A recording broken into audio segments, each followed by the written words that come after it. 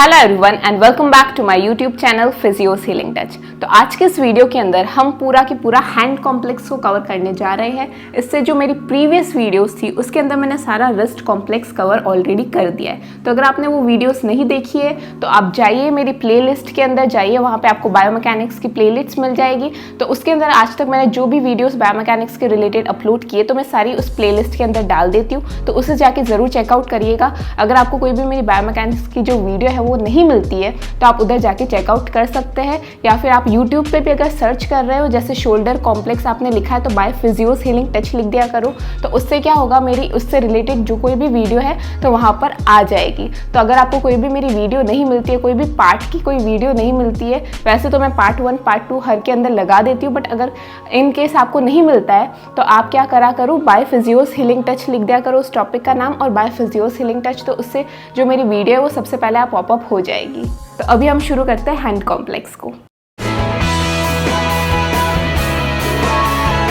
हम basically hand complex को देखें तो उसके अंदर कौन कौन से जॉइंट्स बेसिकली इन्वॉल्व होते हैं उसको अगर हम देखें तो सबसे पहले होता है जो हमारी, ये मैंने आप लोगों को ऑलरेडी पहले बताया था रिस्ट कॉम्प्लेक्स के अंदर कि ये हमारी प्रॉक्सिमल कार्पल रो है और ये वाली जो है वो डिस्टल कार्पल रो है।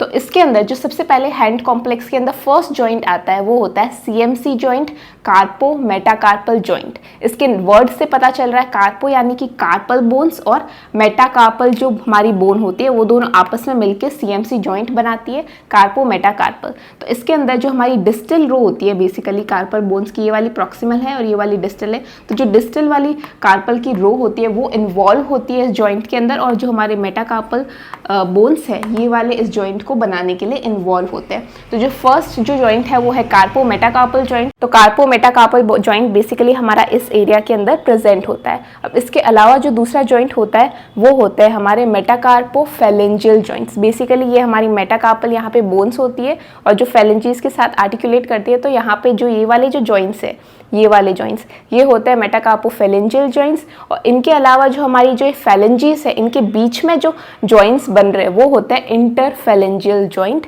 इंटरफेलेंजियल जॉइंट्स इसलिए बोलते हैं क्योंकि दो फेलेंजीज हमारी दो बोन्स होती है वो दोनों आपस के अंदर कनेक्ट होकर जॉइंट बना रही है, इसलिए इंटरफेलेंजियल जॉइंट बोलते हैं, जो कि भी प्रॉक्सिमल और डिस्टल होता है। यानी कि आप देख सकते हो यहाँ पर एक तो ये वाला जॉइंट है और एक हमारा ये वाला जॉइंट है, तो दो है। तो जो नीचे वाला होता है जो बॉडी के पास में होता है उसको हम प्रॉक्सिमल बोलते हैं हमेशा। तो ये प्रॉक्सिमल इंटरफेलेंजियल जॉइंट हो गया ये वाला, और ये वाला जो दूर है जो बॉडी के दूर है उसको बोलते हैं डिस्टल इंटरफेलेंजियल जॉइंट। और हमारी जो सेकेंड, थर्ड, फोर्थ और फिफ्थ ये जो फेलेंजीज है इसमें दो होते हैं प्रॉक्सिमल और डिस्टल इंटरफेलेंजियल जॉइंट्स, लेकिन जो हमारा थंब है उसके अंदर सिर्फ एक ही इंटरफेलेंजियल जॉइंट प्रेजेंट होता है। ये सारी बेसिक चीज़ें थी जिसके बारे में आप लोगों को ऑलरेडी पता होना चाहिए अगर हम हैंड कॉम्प्लेक्स जो है वो शुरू कर रहे हैं। तो इसके अंदर हम सबसे पहले कार्पो मेटाकार्पल जॉइंट लेते हैं और फिर हम धीरे धीरे दूसरे जॉइंट्स लेटर कवर करेंगे। अब अगर हम सीएमसी जॉइंट के आर्टिकुलेशंस की बात करें तो मैंने जैसा कि आप लोगों को ऑलरेडी बता दिया कि जो डिस्टल कार्पल रो और जो हमारी मेटाकार्पल जो बोन्स है वो दोनों आपस में मिलके, ये दोनों आपस में मिलके कौन सा जॉइंट बना रही है, सीएमसी कार्पो मेटाकार्पल जॉइंट। तो इसके अंदर आप लोगों को इनकी बोन्स का नाम याद रखना बहुत ज़्यादा ज़रूरी है। अगर आप रिस्ट एंड हैंड कॉम्प्लेक्स पढ़ रहे हो तो आपको कार्पल बोन्स के नाम याद होने बहुत ज़्यादा ज़रूरी है। ये स्केफॉइड है, ल्यूनेट है, ट्रैक्वेट्रल है, ये ट्रिपेजियम है, ये ट्रेपेजॉइड है, ये कैपिटेट है और ये हैमेट है। तो इसके अंदर अगर हम इसके आर्टिकुलेशंस के बारे में और डिटेल के अंदर देखें तो ये ज़रूर ध्यान रखना जो हमारा थंब होता है उसको हम फर्स्ट मेटाकार्पल बोलेंगे, फिर जो हमारी इंडेक्स फिंगर है उसको second, then third, fourth and then हमारी जो लिटिल फिंगर है उसको हम फिफ्थ मेटाकार्पल बोलते हैं। तो हमारी जो फर्स्ट वाला जो हमारा थंब वाला सीएमसी जॉइंट है उसके बारे में हम बाद में बात करेंगे क्योंकि ये थोड़ा सा डिफरेंट है। इसका जो जॉइंट है ये भी डिफरेंट होता है, इसके फंक्शंस भी थोड़े डिफरेंट होते हैं, मसल्स भी डिफरेंट होती है। तो आप लोग कन्फ्यूज़ ना हो जाओ, तो इन सब से आप कन्फ्यूज़ ना हो जाओ थंब जॉइंट को, तो इसलिए हम इसके बारे में थोड़ा बाद में बात करते हैं। अभी हम सेकेंड, थर्ड, फोर्थ और फिफ्थ सीएमसी जॉइंट के बारे में बात करेंगे। तो जो अगर सेकेंड मेटाकार्पल आप देखो कि ये किससे जाके अटैच हो रही है, कौन सी कार्पल बोन से अटैच हो रही है, तब आप देखोगे कि ये ट्रेपेजॉइड से, ये मेनली तो ट्रेपेजॉइड से अटैच हो रही है, लेकिन इसका थोड़ा थोड़ा आर्टिकुलेशन ट्रेपेजियम और कैपिटेट के साथ भी हो रहा है, लेकिन मेजरली ये ट्रेपेजॉइड के साथ आर्टिकुलेट हो रही है। जो हमारी फर्स्ट वाली जो जॉइंट है, फर्स्ट वाला जो थंब जॉइंट का मेटाकार्पल है, वो मेजरली ट्रेपेजियम के साथ आर्टिकुलेट हो रहा है। जो हमारा सेकंड वाला है वो ट्रेपेजॉइड के साथ मेजरली आर्टिकुलेट हो रहा है, लेकिन थोड़ा थोड़ा ट्रेपेजियम और कैपिटेट का भी थोड़ा थोड़ा पोर्शन आ रहा है। अब जो हमारा थर्ड वाला मेटाकार्पल है वो मेजरली सिर्फ कैपिटेट के साथ में आर्टिकुलेट कर रहा है, और जो हमारा फोर्थ वाला है अगेन वो दो के साथ आर्टिकुलेट कर रहा है। आप देख सकते हो कैपिटेट और हैमेट दोनों कार्पल बोन के साथ आर्टिकुलेट कर रहा है। अब जो हमारी फिफ्थ वाली मेटाकार्पल है वो सिर्फ एक के साथ ही आर्टिकुलेट कर रही है, जो कि हैमेट है। तो आप इसको ऐसे याद रख सकते हो कि फर्स्ट वाला सिर्फ एक के साथ कर रहा था ट्रेपेजियम, सेकंड वाला वापस से 2-3 के साथ कर रहा है, ट्रेपेजॉइड के साथ तो मेजरली कर रहा है, बाकी ट्रेपेजियम और कैपिटेट। अब जो थर्ड वाला है वो वापस से सिर्फ एक के साथ कर रहा है कैपिटेट के साथ में, फोर्थ वाला वापस से 2 के साथ में कर रहा है हैमेट और कैपिटेट, और फिफ्थ वाला वापस से एक के साथ आर्टिकुलेट कर रहा है, जो कि है हैमेट। यानी कि इनके अंदर ऐसे चल रहा है, पहले एक के साथ, फिर वापस से 2, फिर 1 2। तो ऐसे आप इस बेसिकली इस वे से आप थोड़ा सा याद रख सकते हो कि कौन किसके साथ में आर्टिकुलेट कर रहा है। और बायोमैकेनिक्स के अंदर आप जब भी आंसर्स लिखते हो तो उनकी डायग्राम बनाना बहुत ज़्यादा ज़रूरी है। तो अगर आप डायग्राम पहले बना दोगे फिर इसके बारे में लिखोगे तो थोड़ा ईजी हो जाएगा आप लोगों को याद रख के लिखने में।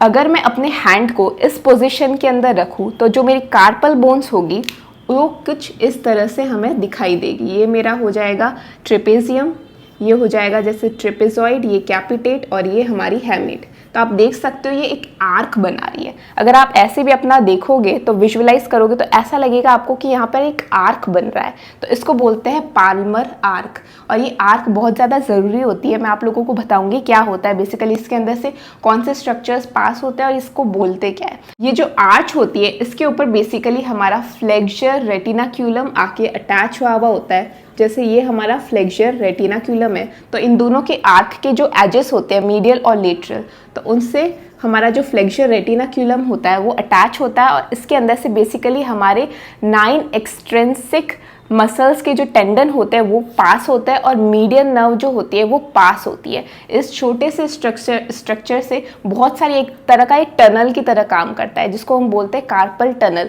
तो इस टनल में से हमारे 9 एक्सट्रिंसिक टेंडन्स जो होते हैं वो पास करते हैं, फ्लेक्सर टेंडन्स, और मीडियन नर्व जो होती है वो पास करती है। तो आप देख सकते हो ये स्पेस कितनी कम है, और इसी वजह से अगर ये स्पेस और ज़्यादा रिड्यूस हो जाए, मे बी कोई इन्फ्लामेशन वगैरह हो गया, तो उस वजह से क्या होता है कि हमारी मीडियन नर्व को कंप्रेस कर सकती है, और उसी को हम बोलते हैं कार्पल टनल सिंड्रोम, जिसके अंदर हमें झंझनाहट वगैरह जो होती है वो हमें देखने को मिलती है। अब हमारे जो CMC जॉइंट है उनकी स्टेबिलिटी को मेंटेन करने के लिए कोई ना कोई चीज़ तो चाहिए, और मैंने आप लोगों को अभी तक बताया कि हमेशा जो जॉइंट की स्टेबिलिटी, जो बाहर के जो एक्सटर्नल स्ट्रक्चर्स होते हैं उसमें सबसे मेन स्ट्रक्चर कौन सा होता है जॉइंट की स्टेबिलिटी को मेंटेन रखने के लिए? Ligaments, right. तो पैसिव स्ट्रक्चर्स के अंदर हमारे जो लिगामेंट्स होते हैं वो सबसे ज़्यादा इंपॉर्टेंट होते हैं बेसिकली उसकी स्ट्रक्चर को मेंटेन करने के लिए, स्टेबिलिटी को मेंटेन करने के लिए। तो इसके अंदर जो सबसे ज़्यादा इंपॉर्टेंट जो लिगामेंट है वो है डीप ट्रांसवर्स लिगामेंट, जिसकी पोजीशनिंग बेसिकली ये हमारा CMC जॉइंट है, तो इसी के ऊपर ऐसे हमारा डीप ट्रांसवर्स जो लिगामेंट होता है वो ऐसे लोकेटेड होता है, और ये बेसिकली हमारा जो फ्लेक्सर रेटिनाक्यूलम है उसी का पार्ट होता है। तो इसको हम बोलते हैं डीप ट्रांसवर्स लिगामेंट। और ये क्या करता है बेसिकली, मैं आप लोगों को आगे फंक्शंस के अंदर भी बताऊंगी कि जो CMC जॉइंट्स होते हैं हमारे, ये बहुत कम मोबिलिटी प्रोवाइड करते हैं, लाइक बहुत ही मिनिमल जो मोबिलिटी है वो CMC जॉइंट जो होता है वो प्रोवाइड करते हैं। और इस मिनिमल मोबिलिटी से, जैसे अगर जो CMC जॉइंट है वो अबडक्शन परफॉर्म कर रहे हैं, तो ज़्यादा अबडक्शन ना कर ले, जो जितना उनके पास अलाउ किया गया अबडक्शन है सिर्फ उतना ही करे, उससे ज़्यादा अगर कर लेते हैं तो हमारे जो डीप ट्रांसवर्स लिगामेंट है वो प्रिवेंट करते हैं इस चीज़ को, यानी कि रोक देते हैं। तो ये ज़्यादा अबडक्शन जो जितना अलाउ किया गया उससे ज़्यादा अगर मूवमेंट कर देते हैं तो उस चीज़ को रोकने के लिए हमारे जो डीप ट्रांसवर्स लिगामेंट है तब वर्क करते हैं, इसकी जो स्टेबिलिटी होती है CMC जॉइंट को उसकी इंक्रीज़ करते हैं। और मैं एक और चीज़ आपको इसके अंदर बताना भूल गई थी पाल्मर आर्क के अंदर, कि जो ये हमारे जो बोन्स है बेसिकली ये किसकी वजह से आपस में स्टेबल रहते हैं, इनके बीच बीच में इंटरकार्पल लिगामेंट्स होते हैं जो कार्पल बोन्स को आपस में जोड़ के रखते हैं। तो ये जो लिगामेंट्स होते हैं ये इस आर्क को मेंटेन करके रखने में मदद करते हैं। तो अब हम बात कर लेते हैं सीएमसी जॉइंट के फंक्शंस की। तो जैसा कि मैंने आप लोगों को बताया था कि जो सीएमसी जॉइंट होते हैं वो बहुत ज़्यादा कम मोबिलिटी जो है वो प्रोवाइड करते हैं, और जो हमारा फर्स्ट, सेकंड और थर्ड जो जॉइंट होता है ये तीनों की तीनों प्लेन साइनोवियल जॉइंट होते हैं। सेकंड, थर्ड और फोर्थ जो है वो प्लेन साइनोवियल जॉइंट होता है, यानी कि ये 1 डिग्री ऑफ फ्रीडम प्रोवाइड करते हैं। और 1 डिग्री ऑफ फ्रीडम के अंदर कौन सा मूवमेंट होगा हमारा, फ्लेक्शन और एक्सटेंशन। अब आप देख रहे होंगे कि इतना ज़्यादा तो मोबिलिटी प्रोवाइड कर रहे हैं तो मैं कम मोबिलिटी क्यों बोल रही हूँ, बट आप लोगों को यहाँ पर फोकस नहीं करना है। ये मेटाकार्पोफेलेंजियल जॉइंट्स है। हमारे जो सीएमसी जॉइंट है वो बेसिकली यहाँ पर प्रेजेंट होते हैं, और यहाँ पे हमारे सेकेंड, थर्ड और फोर्थ जो सीएमसी जॉइंट है उनकी मोबिलिटी बहुत कम होती है। और इनके अंदर भी जो सेकेंड और थर्ड सीएमसी जॉइंट होते हैं उनकी बहुत ज़्यादा नेग्लिजिबल 1 डिग्री ऑफ फ्रीडम के अंदर भी बहुत नेग्लिजिबल मूवमेंट प्रोवाइड करते हैं। लेकिन जो हमारा फोर्थ वाला होता है वो फिर भी थोड़ा बहुत फ्लेक्शन एक्सटेंशन मूवमेंट प्रोवाइड कर देता है। अब जो इंटरेस्टिंग चीज़ है वो है फिफ्थ के अंदर। जो हमारा फिफ्थ वाला सीएमसी जॉइंट है वो प्लेन साइनोवियल जॉइंट ही नहीं है, वो है सैडल वेराइटी का जॉइंट। जो हमारा फिफ्थ और जो हमारा फर्स्ट है ये दोनों सबसे ज़्यादा मोबाइल जॉइंट्स होते हैं। सीएमसी जॉइंट के अंदर सबसे ज़्यादा मोबाइल फर्स्ट और फिफ्थ होते हैं, और ये दोनों सैडल वेराइटी के जॉइंट्स होते हैं, यानी कि ये फ्लेक्शन एक्सटेंशन के साथ साथ में अबडक्शन और एडक्शन मूवमेंट भी प्रोवाइड करते हैं।